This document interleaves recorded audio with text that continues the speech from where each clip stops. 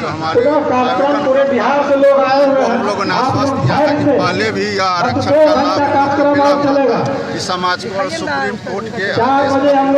आरक्षण वापस लिया गया है, तो उसके लिए हम लोग संघर्ष कर रहे हैं और समाज के लोग संघर्ष कर रहे हैं। हम लोगों ने आश्वस्त किया है कि इसके लिए हम लोग एक टीम बनाएंगे और उसमें तय किया जाएगा कि इसका क्या निराकरण हो सकता है, क्योंकि सुप्रीम कोर्ट का ये न्यायालय का मामला है और जब वहाँ से आदेश आया है तो इसमें कोई सीधा नहीं कह सकता है कि यह गलत आदेश है। इस पर हम लोग ज़रूर जो है न्यायालय का जो आदेश है उसके आलोक में हम लोग इस पर निर्णय लेंगे कि किस तरह से फिर से इस समाज को आरक्षण का लाभ मिल सकता है। और चूँकि जो लाभ मिला था, जो अधिकार मिला था, जो आरक्षण मिला था, हम लोग समझते हैं कि वो 100% सही था और उनको मिलना चाहिए, लेकिन उसके बावजूद भी जो रुकावट हुआ है उसको दूर करने के लिए हम लोग भरसक प्रयास करेंगे और एक कमेटी बनाएंगे। हम लोग यह सोच रहे हैं और यह चर्चा का विषय आपको लगता होगा कि आपको यह आरक्षण का लाभ मिला और फिर आरक्षण को समाप्त कर दिया गया और इस पर किसी का ध्यान नहीं, तो ये आप समझ लीजिए कि ऐसा कोई भी नहीं कि इस बात का राजनीतिक कार्यालय से लेकर के और सामाजिक स्तर पर इस बात का चर्चा नहीं होता है कि किसी समाज को इतने लंबे अरसे के बाद, देश की आजादी के इतने लंबे समय बीत जाने के बाद सरकार के द्वारा जो तकनीकी कारणों से आपको लाभ नहीं मिल पा रहा था, उस सभी तकनीकी कारणों को दूर करके और आपको आरक्षण का लाभ दिया गया। और यह देश का हम समझते हैं कि पहला घटना होगा जब आपको और हमारे लोहार समाज को, जिनको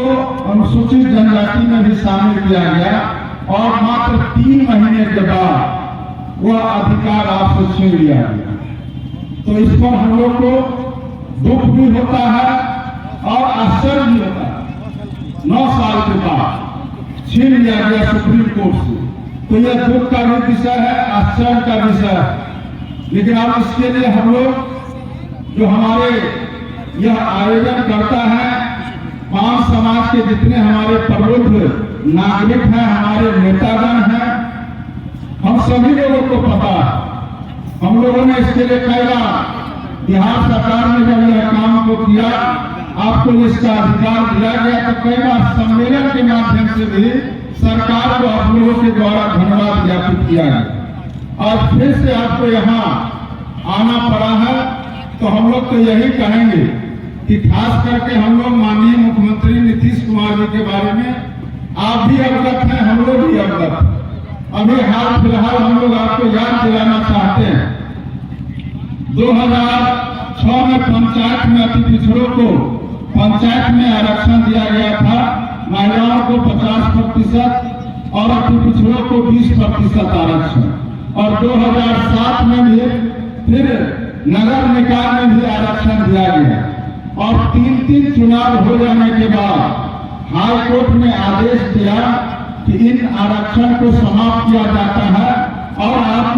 चुनाव अगर कराना चाहता है निर्वाचन आयोग, तो बिना आरक्षण का करा सकता है। और आप सबको मालूम है कि हम लोगों ने इस मामले को लेकर के गांधी मैदान में हम लोगों ने धरना दिया था, जितने भी हमारे अति पिछड़ा समाज के लोग थे। और उसमें यही मकसद था कि जो माननीय मुख्यमंत्री जी ने ट्रिपल टेस्ट कराने का उन्होंने निर्णय लिया, और उस समय तत्कालीन हमारे जो नवीन आर्या थे हम लोग के पार्टी के नेता, उनको अति पिछड़ा आयोग का अध्यक्ष बनाया गया और सभी जिला में उनको भेज करके और उसका रिपोर्ट जमा करके,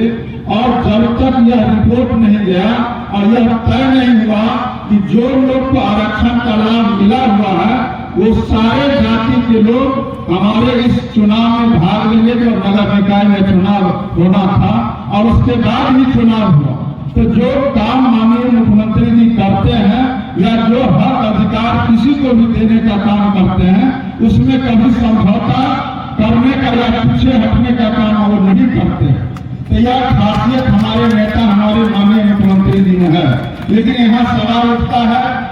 कि आप सारे लोग अवगत हैं कि कानून से हम लोग बंधे हुए हैं, और उसमें भी जो सर्वोच्च न्यायालय का आदेश है, तो यहाँ हम लोग जो हमारे यहाँ आयोजन करता है, हम सभी लोग यहाँ सिर्फ इतना ही कह सकते हैं कि सारा बिहार सरकार, चाहे वो माननीय मुख्यमंत्री जी हो, हम हो या संजय झा जी हो, लक्ष्मेश्वर राय जी यहाँ उपस्थित हैं, तमाम लोग आपके साथ हैं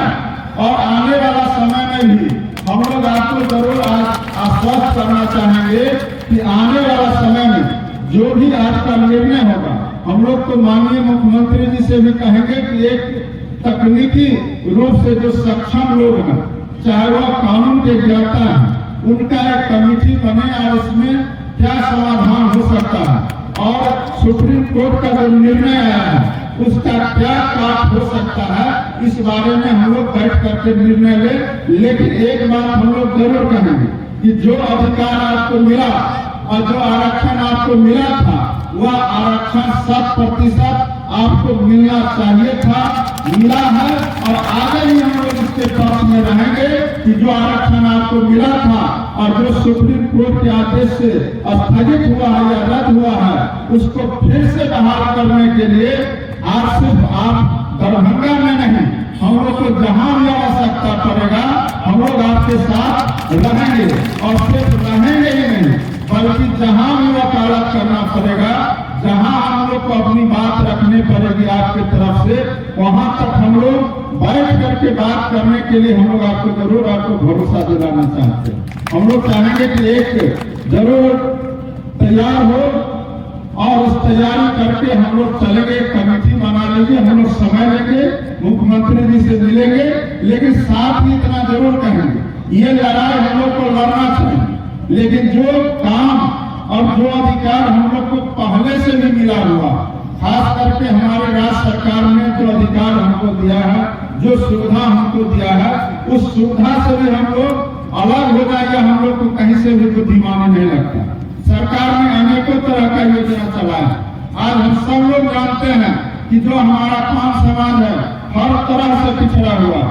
और हमारा समाज शिक्षा के क्षेत्र में भी, आर्थिक रूप से भी, सामाजिक रूप से हर तरह से पिछड़ा हुआ। हम सरकारी नौकरी में भी अगर देखना चाहेंगे तो अंगुली पर गिन सकते हैं कि हमारे पांच समाज के बिहार स्तर पर कितने लोग बड़ी नौकरी में बैठे हुए। तो जरूरत इस बात का है कि हम अपने बच्चे को पढ़ाने का भरसक प्रयास करें और आज के तारीख में कोई भी समाज, यह नहीं कि सिर्फ पांच समाज, किसी भी जाति के लोग और चाहे वह कितना भी गरीब क्यों नहीं हो, यह नहीं कह सकता है कि हम तो गरीब हैं, हम अपने बच्चे को कैसे पढ़ा सकते हैं। अब यह बात सब लोगों को समझना चाहिए और समाज के नेतृत्वकर्ता होने के नाते यह जिम्मेवारी भी बनता है कि हम आरक्षण के लिए लड़े, अपने अधिकार के लिए लड़े, लेकिन हमारा समाज शिक्षित कैसे होगा और शिक्षित जब तक नहीं होगा तब तक कोई भी आदमी हम लोग को बरगला सकता है, हम लोग को अपना अधिकार जो मिला हुआ है उसको छीन सकता है। इसलिए शिक्षित होने की जरूरत है और आज की तारीख में कोई यह नहीं कह सकता है कि हम तो आर्थिक रूप से कमजोर हैं, हम अपने बच्चे को कैसे पढ़ा सकते हैं। सरकार ने इतना व्यवस्था किया है कि अब आपको घर से 1 रुपया लगाने की आवश्यकता नहीं, आप सिर्फ अपने